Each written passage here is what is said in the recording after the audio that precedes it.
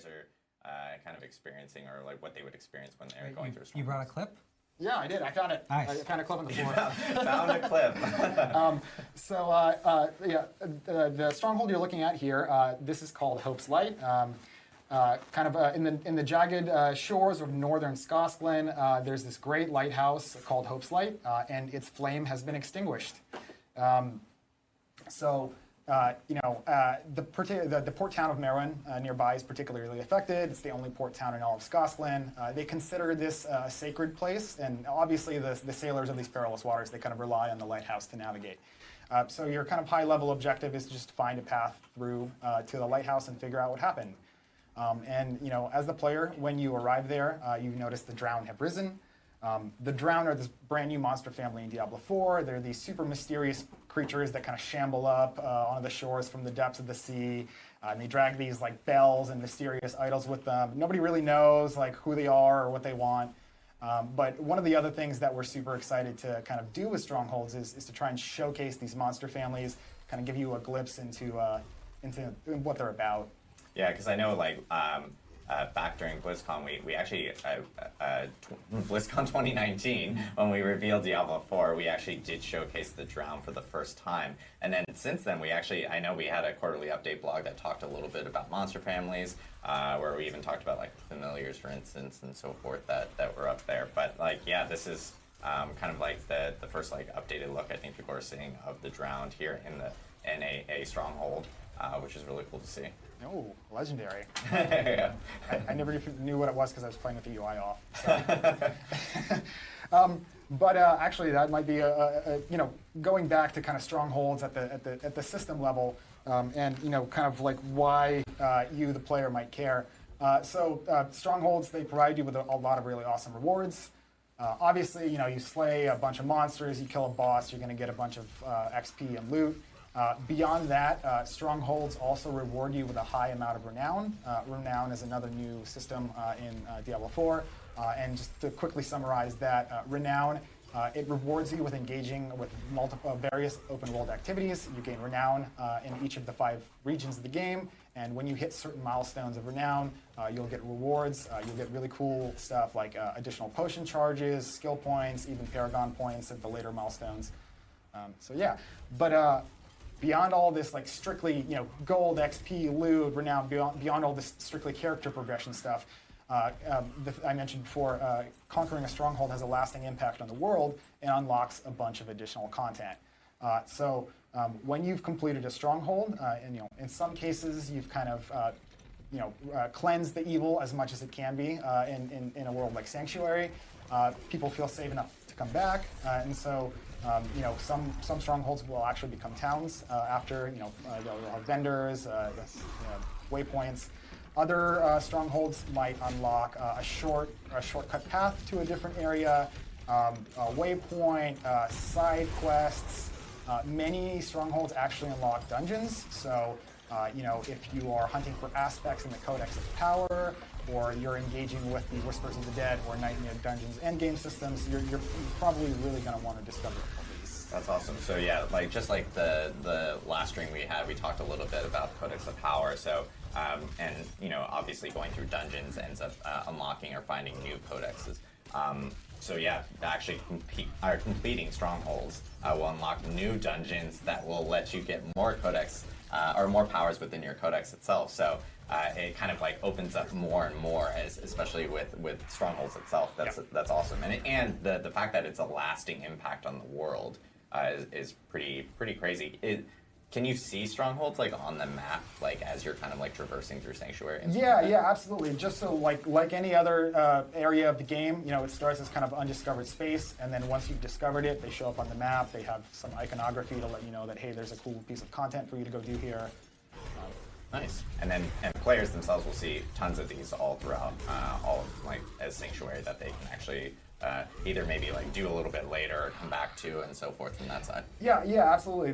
Like I said, there's multiple strongholds in every region, and strongholds actually have a minimum level. So you might actually discover one that you're just under-leveled for, there's nothing stopping you from trying to take it on, but you're probably going to die. Unless you're playing hardcore, and then you Well, probably then don't. then you make a new character because you died. Yeah, exactly. That's when you question it a little bit. Yeah. So, and that's another question we get a lot is like, is hardcore going to be in Diablo 4? And yes, it will be.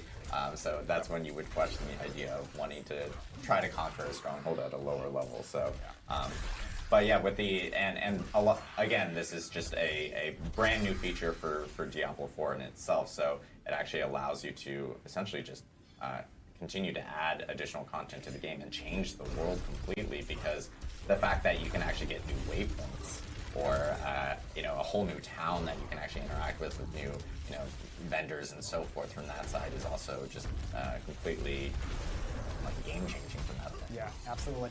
And a lot of the new content that you unlock, it is also kind of like part of the renown system. So you complete a stronghold and you get side quests and dungeons, and all these things also feed into the renown system. So yeah, there's a lot of cool stuff. Kind of completing a stronghold is kind of like only half of the feature, right? Yeah. And the other half is all the additional stuff that gets unlocked afterwards. That's very cool. Yeah, Strongholds is sounding awesome. I know, like myself, I played the game. People will be able to play it really soon, but the perks of working at Blizzard. You heard it here first. We play the game. We play the game. The perks of working at Blizzard. But yeah, it most definitely is a cool feature, and I've had Strongholds completely change like the whole entire map, and just having like even a waypoint closer to wherever you need to go for a dungeon is also really great to have. So. Of course, and Art provided here this footage here of a barbarian kind of going through. And I know this barbarian has got like some legendary type of gear and like some unique skills and so forth that are like kind of modified based off the gear. So trying to show off a little bit of a higher level barbarian for people because Barb's just a ton of fun to play. Yeah, super fun. Cool. Well, I know that we kind of went over a little bit about armor systems and the strongholds themselves. We do a lot of the feedback from the last stream is like people were hoping that we spend a little bit more time on Q&A. We also added damage mitigation to monsters in Diablo 4, right? Yeah, exactly. That's what I want to talk about. So we used to not have a damage mitigation for monsters. So monsters used to not have armor. So, however amount the damage player deals, that's however amount of damage the monster gonna take. Mm-hmm. So it has the advantage. It's pretty straightforward. It's really easy to understand. But it also has a problem that is whenever we want to increase the monster's defense power, the only way we can do it is through increasing the monster's hit point. Mm-hmm. Like we say, from level 31, a monster from level 31 to 32, we want to increase their defense power, the time to kill by 10%. That means level 32 monster gonna have 10% more hit point of life than the level 31 monster. If you do this from level 1 to level 100, and at the end, it ends up with a super big number, like billions or even trillions.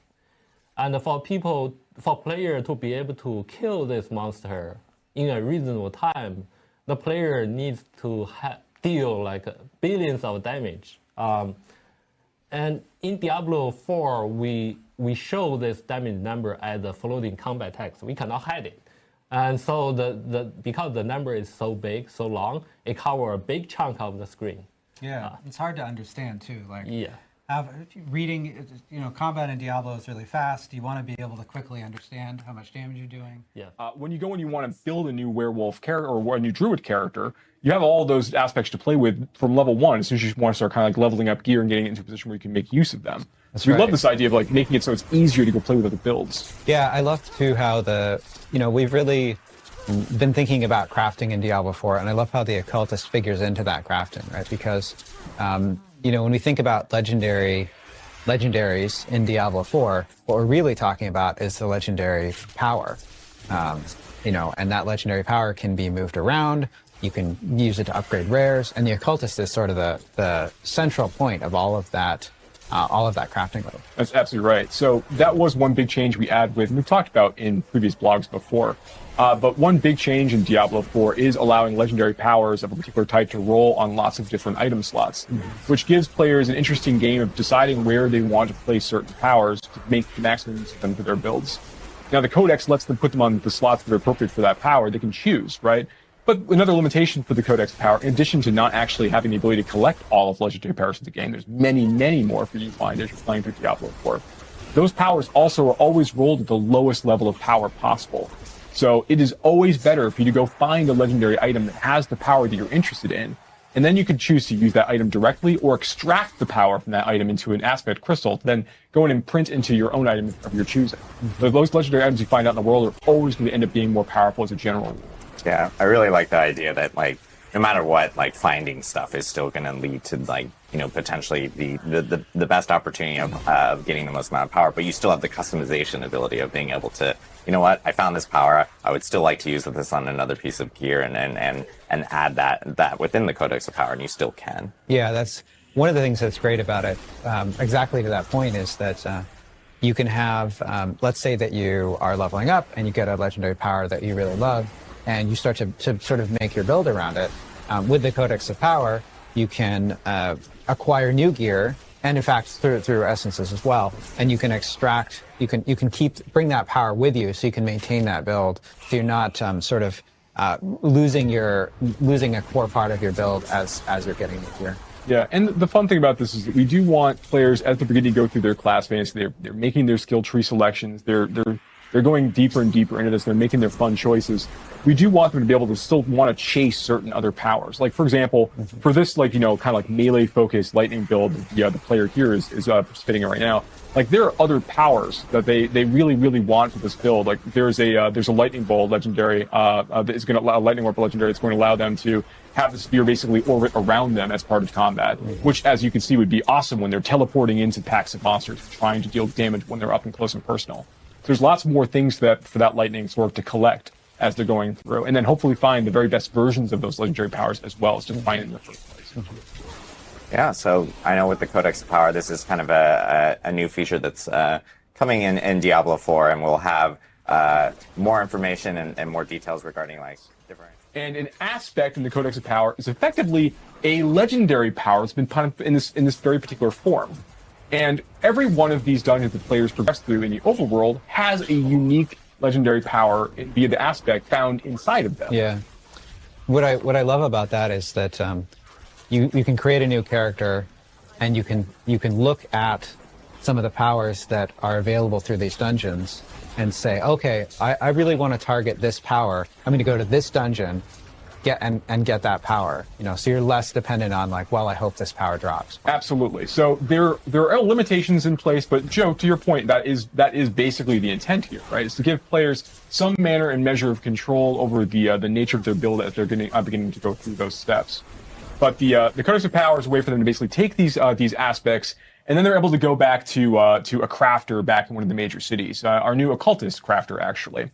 And when they go to the occultist, they can hand off actually, we're showing it right now. Our sorcerer's friend has just earned aspect of overwhelming bolts, which is going to allow her charge bolts ability to go and fire 2 more projectiles with each cast. She's going for like an up close and personal melee lightning build. So this shotgun approach for her spender is going to be really, really useful. More bolts, more damage, definitely very good. Minor trade-off for the mana cost, but still what ends up being worth in the end. Here we can see that the sorceress is now heading over to the occultist and is going to be choosing to imbue this aspect into one of their existing items. So she takes the item. So you're looking at a lot of work in progress stuff that we're looking at here, because this is a live cast. We'd like to be able to show some things off. You have an opportunity to go and basically override the existing legendary power on this and put in the new power they've just collected to the Codex of Power. So in this way, players get this deterministic way to kind of collect a series of these legendary powers that are out there in the game for them to find. But it's not all of them. You can only find some of the legendary powers overall in the game. There are over 120 dungeons in the game. So this represents like a lot of really exciting and interesting things for you to collect as you're going through these areas. Also, you don't just find legendary powers for your class. You'll find legendary powers for all of the classes as you go, and some ones that can work on multiple classes as well. And then we think this is really cool because every time you find an aspect through one that you can put in your